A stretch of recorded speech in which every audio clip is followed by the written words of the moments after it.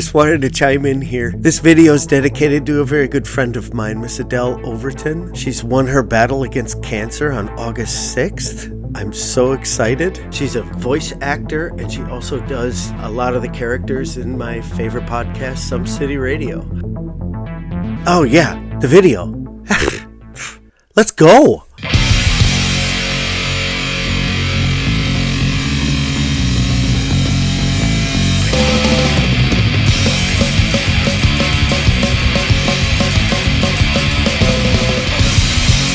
So we're going to start this where we left off. Big thing from my memory, remembering to coat the bottom. It would be a real crying shame if I didn't do this step. I've got this mixed with varnish and black paint, and I'm going to be using some aerosols on this and quite a few other chemicals a little later on, and it would be a shame if this destroyed itself.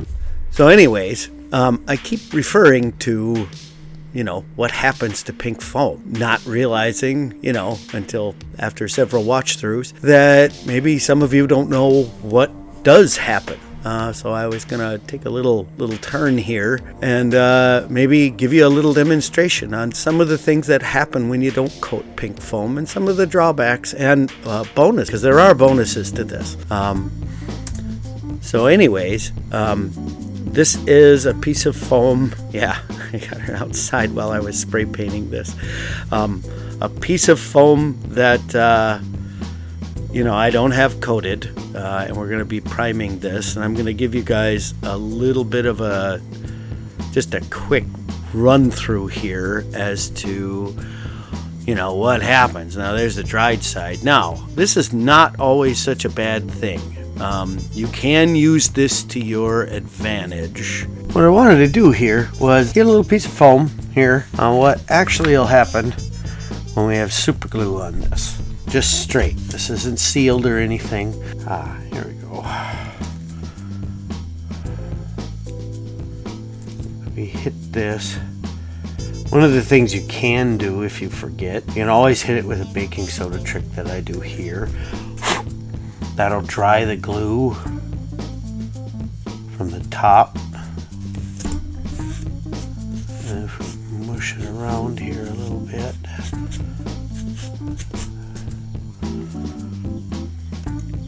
Yeah, there we go. You can see the pits that are beginning to form. And the thing is, when I said that you can control it in the last video, this is how you control it, because you can stop the reaction right there and build up.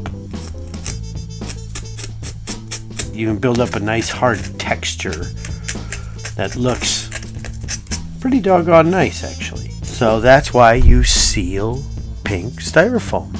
Okay, so now we're going to hit this with several coats of aerosol spray. At this point, you can probably tell, especially from that shot right there, some of the spots that I didn't coat very well. These are, just parts of this game, and you can use them to your advantage.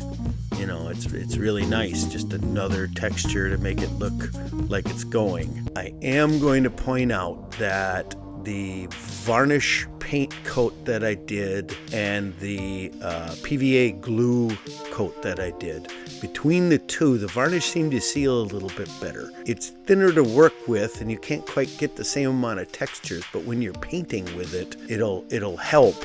You can add a little bit of the varnish to your paint, and you'll coat these pieces more. So I thought that was a nice thing to add there.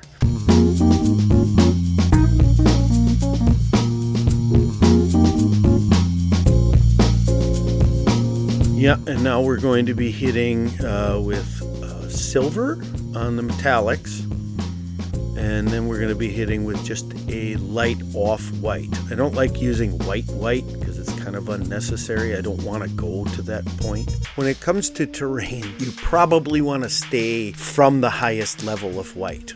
Terrain, for the most part, isn't really supposed to be the thing that stands out. The terrain is supposed to be the involvement in the game, the immersion. The models are supposed to be the thing that stands out in the game, but the boards are the enhancement. It's the next step, which is why I don't like going straight to white. Now, for the most part, it doesn't really matter, as you'll see as we're going in here, and we're going to do a walkthrough here.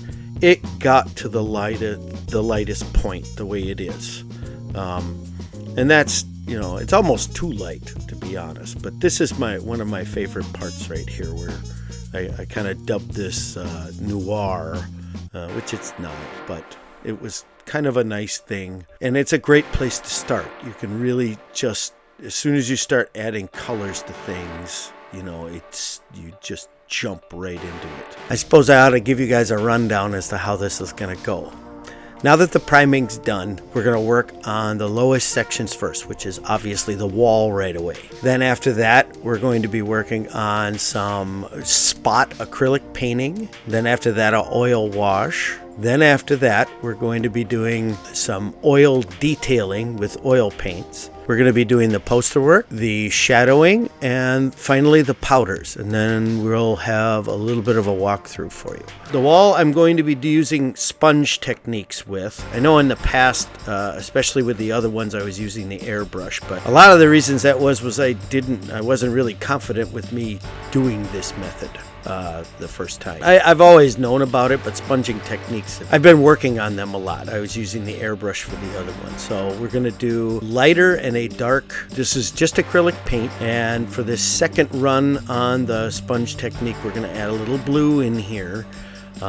Most concrete, I've always found, has a little bit of blue.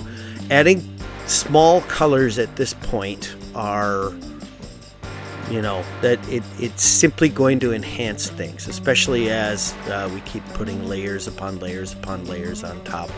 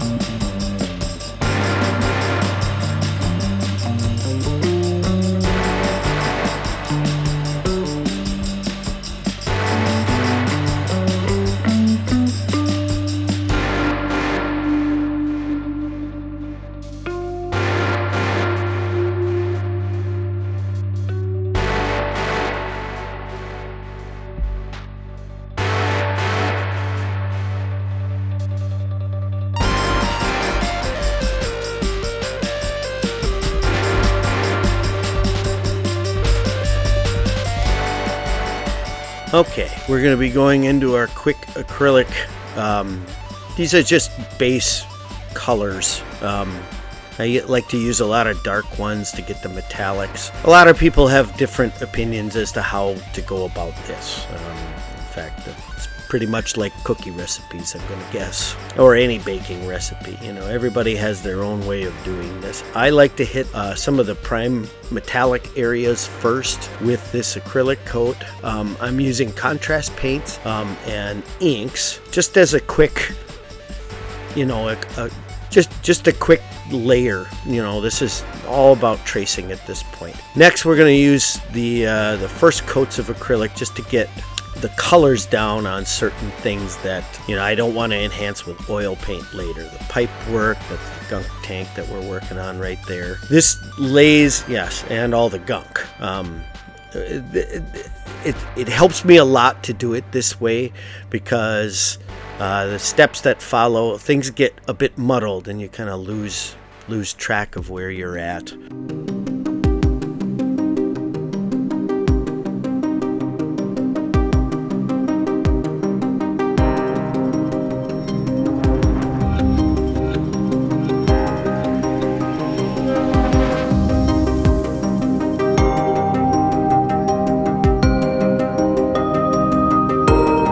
to be doing the oil washing. One of the funnest things to do with all of this. And basically what I'm going to be doing is I'm going to be putting dabs of different color oil paints in random areas. I'm also using not just browns and blacks, but we're using a blue and we're using magenta, we're using some green. And at this point, what you're going to do is you're just going to load up your brush with spirits and you're going to mix it in. This is one of the greatest things about oil-based paint. You can mix on the board as you're working. You don't have to pre-mix before you put it on there. I mean, you can if you want to. That's one way of doing it. But if you're doing nice big areas like terrain, it's a huge step that just pushes everything forward. Even if you don't use it exclusively, you just do it the one time. This saves so much money and it saves so many steps and really just enhances the flavoring of the pieces that you're working on. And yeah, you simply load up with as much spirits as you want. Now, the more spirits that you use, the thinner everything's going to be. You can see a couple of areas where, some of the oil paint, didn't quite, meld or mix. You can keep working this. The dry time is a big deal.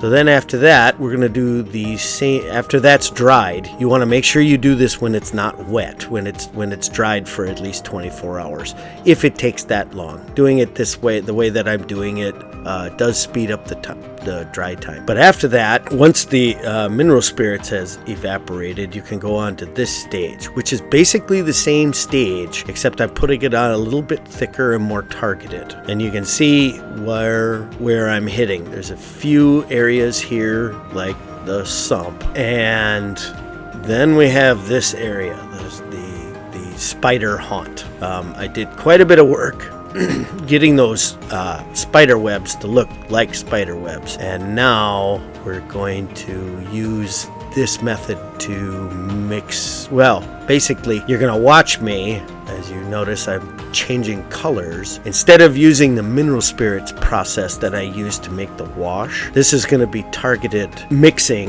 on the web and the strand itself. This is a little scary the first time that you do it, because as you'll notice, some spots are a little more yellow and some spots are a little more green. That's what I was looking for. And you can always add, because this stuff doesn't dry very fast. It takes a good 24 hours after you do this for the paint to dry, fully. Actually doing it this way, because I'm actually putting it on pretty thick here. This does take a few days to dry, so you can you do your first work, like I'm doing here, and I'm pretty sure I spent, well, at least 2 more days adjusting the way that this looks. And you can, keep working as you want here. I'm adding, I didn't like, it was a little bit too green, so it was a little bit too much for the sump. So I'm added some yellow here. It's pretty easy.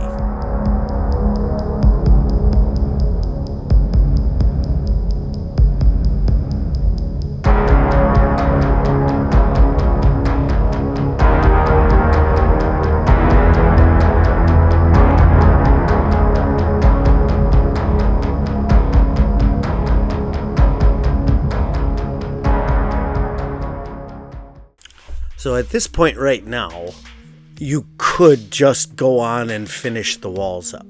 But this is Necromunda, and I really like to use this point to enhance. Of which case, we have poster work. And the posters are going to be provided by one of my good friends, Carl, from Underhive Art. They are free to download. And all we do is we print out a sheet, we cut them up. I got a little PVA glue. We're going to stick them on there, take a little bit more thinner down PVA glue. You can use coloring at this point to enhance this. It's, oh my God, it just takes it to the next step without a lot of, there's not a lot of effort here. And then it gives it that nice, lived in look. This is the stuff I think that puts everything above.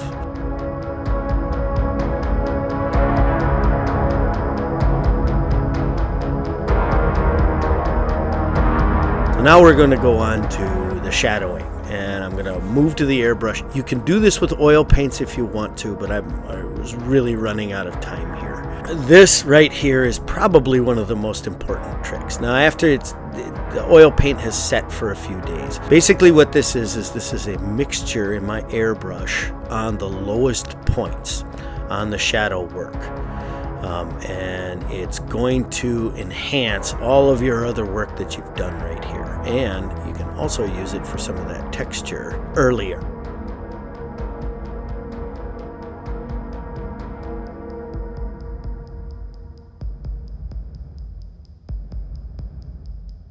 So now we're down to the weathering powders.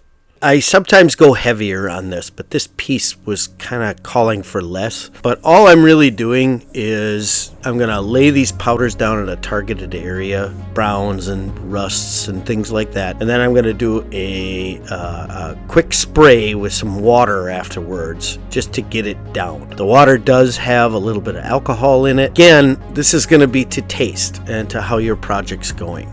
So here we go. We're going to give you just a basic put together of everything I've done in the done tiles.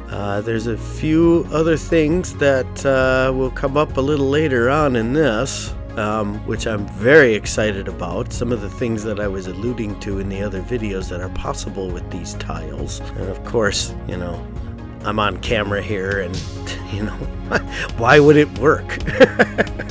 But anyways, yeah. We just do a flip. That's what they all look like. I'm really, really happy about this. So we're going to take this off, and there is one little possibility here that some people may not have gotten onto, but you might have gotten onto it. Look at that. These are very exciting, and then I was kind of lost as to what I was going to make. I was kind of rushing doing this, you guys. I'm sorry. But yeah, there's the possibilities with these tiles right here are right through the roof. I am so excited about it. Yeah, we'll do a little turn here. Now, I don't know how you would want to play on a board like that, but the simple possibility is being there is fantastic.